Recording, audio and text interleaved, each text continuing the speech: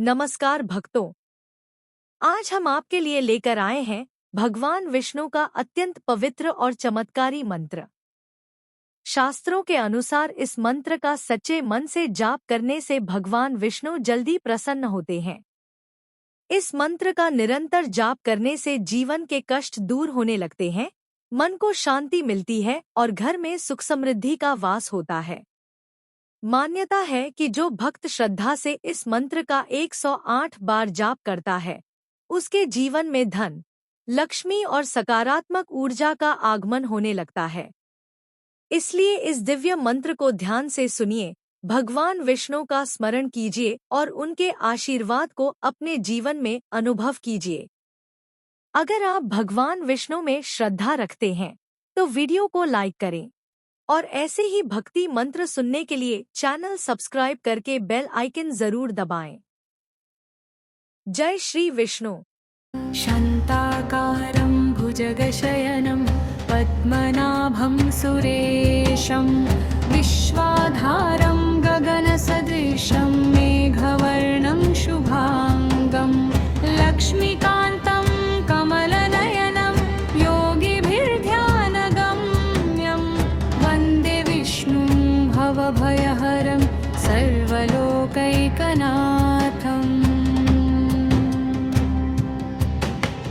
शान्ताकारं भुजगशयनं पद्मनाभं सुरेशं विश्वाधारं गगनसदृशं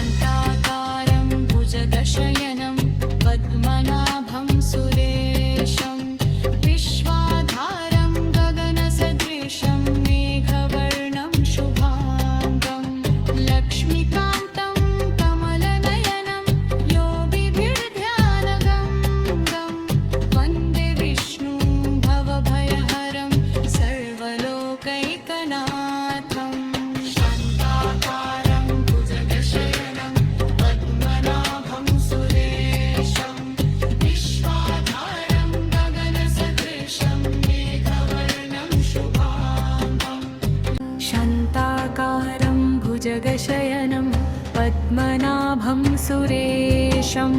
विश्वाधारं गगनसदृशं मेघवर्णं शुभाङ्गं लक्ष्मीकान्तं कमलनयनं योगिभिर्ध्यानगम्यं वन्दे विष्णुं भवभयहरं सर्वलोकैकनाथम्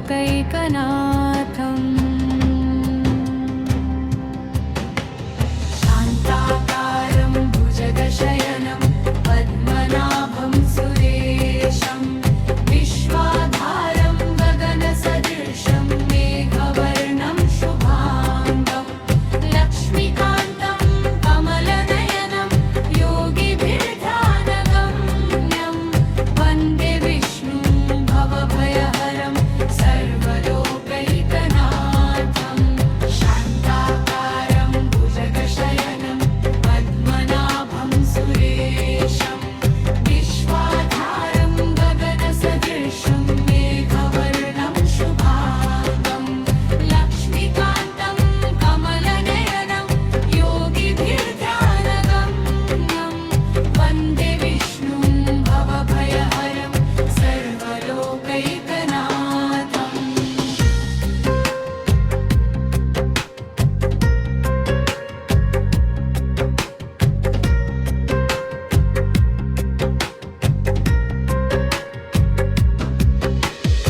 शान्ताकारं भुजगशयनं पद्मनाभं सुरेशं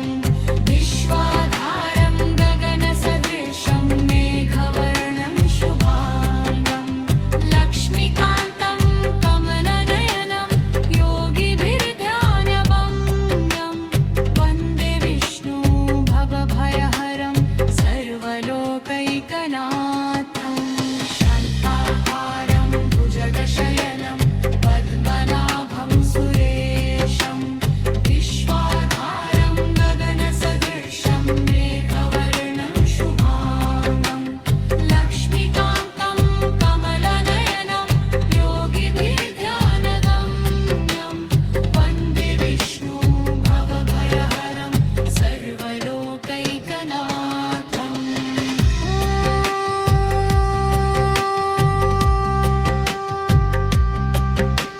शान्ताकारं भुजगशयनं पद्मनाभं सुरेशं विश्वाधारं गगनसदृशं मेघवर्णं शुभाङ्गं लक्ष्मीकान्तं कमलनयनं योगिभिर्ध्यानगम्यं वन्दे विष्णुं भवभयहरं सर्वलोकैकनाथं शान्ताकारं भुजगशयनं पद्मनाभं सुरेशं विश्वाधारं गगनसदृशं मेघवर्णं शुभाङ्गं लक्ष्मीकान्तं कमलनयनं योगिभिर्ध्यानगम्यं वन्दे विष्णुं भवभयहरं सर्वलोकैकनाथम्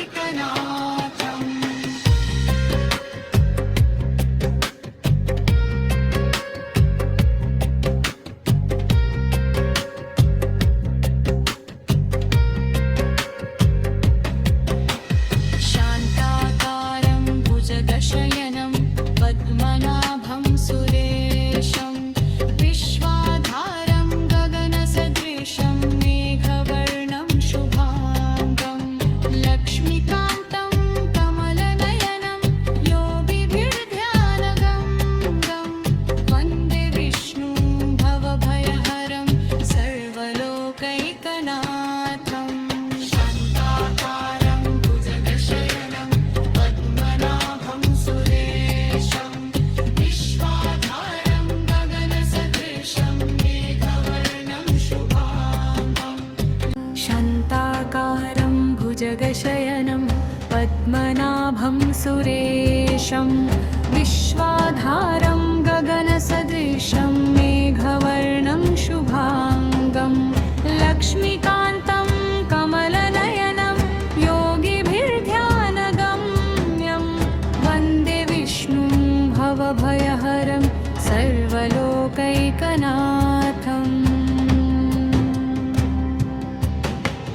शान्ता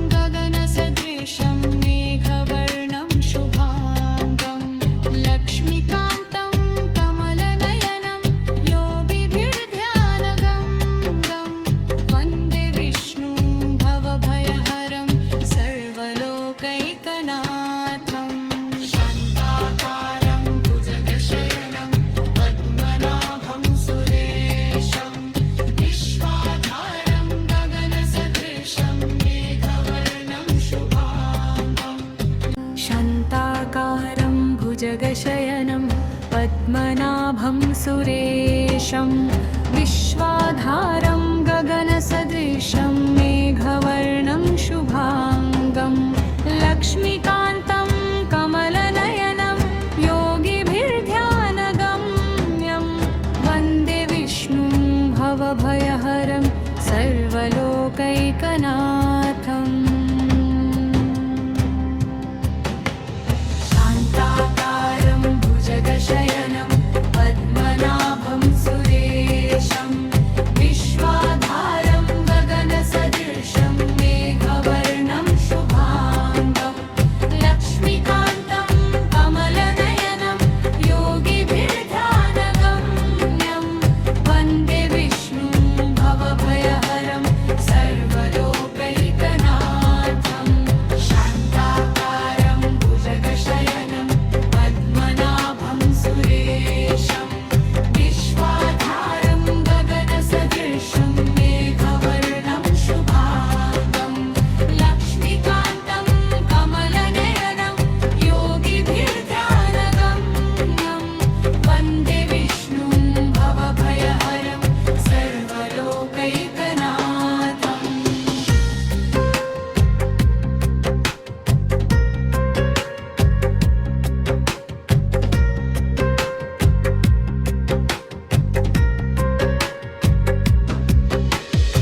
शान्ताकारं भुजगशयनं पद्मनाभं सुरेशं विश्वाधारं गगनसदृशं मेघवर्णं शुभाङ्गं लक्ष्मीकान्तं कमलनयनं योगिभिर्ध्यानगम्यं वन्दे विष्णुं भवभयहरं सर्वलोकैकनाथम्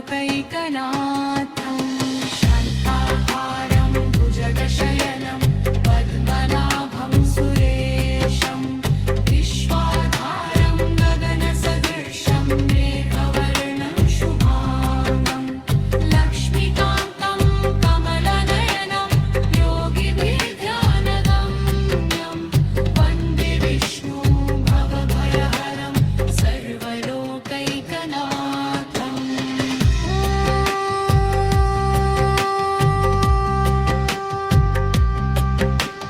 शान्ताकारं भुजगशयनं पद्मनाभं सुरेशं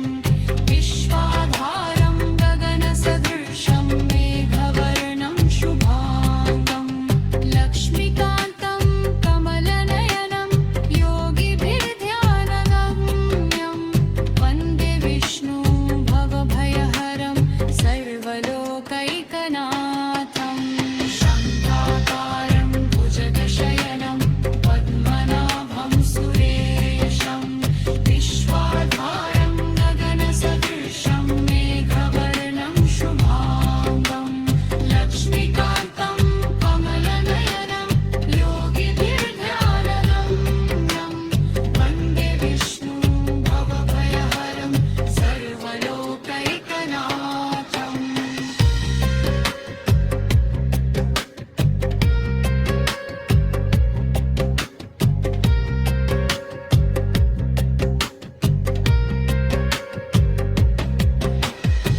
शान्ताकारं भुजगशयनं पद्मनाभं सुरेशं विश्वाधारं गगनसदृशं मेघवर्णं शुभाङ्गं लक्ष्मीकान्तं कमलनयनं योगिभिर्ध्यानगम्यं वन्दे विष्णुं भवभयहरं सर्वलोकैकनाथम् शान्ताकारं भुजगशयनं पद्मनाभं सुरेशं विश्वाधारं गगनसदृशं मेघवर्णं शुभाङ्गं शान्ताकारं भुजगशयनं पद्मनाभं सुरेशं विश्वाधारं गगनसदृशं मेघवर्णं शुभाङ्गं लक्ष्मीकान्तं कमलनयनं योगिभिर्ध्यानगम्यं वन्दे विष्णुं भवभयहरं सर्वलोकैकनाथम् शान्ताकारं भुजग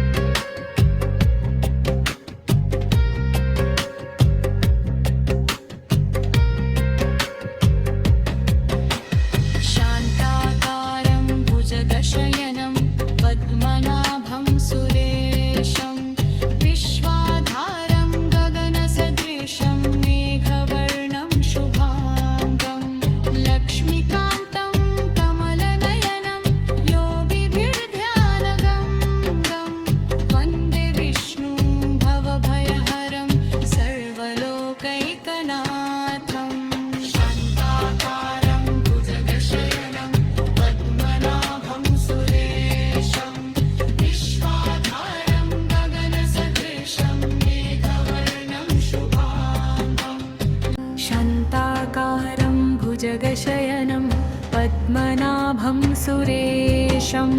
विश्वाधारं गगनसदृशं मेघवर्णं शुभाङ्गं लक्ष्मीकान्तं कमलनयनं योगिभिर्ध्यानगम्यं वन्दे विष्णुं भवभयहरं सर्वलोकैकनाथम्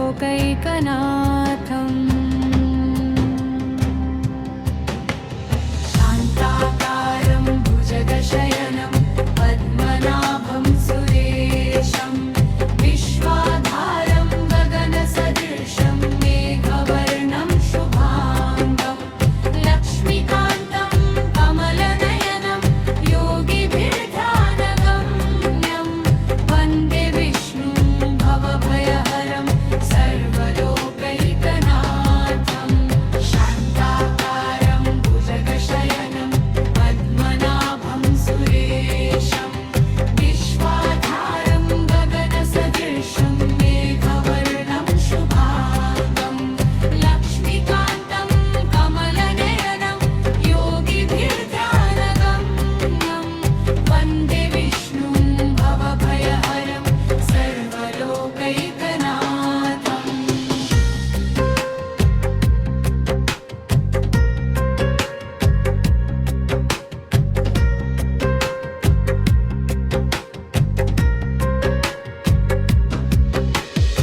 शान्ताकारं भुजगशयनं पद्मनाभं सुरेशं विश्वाधारं गगनसदृशं मेघवर्णं शुभाङ्गं लक्ष्मीकान्तं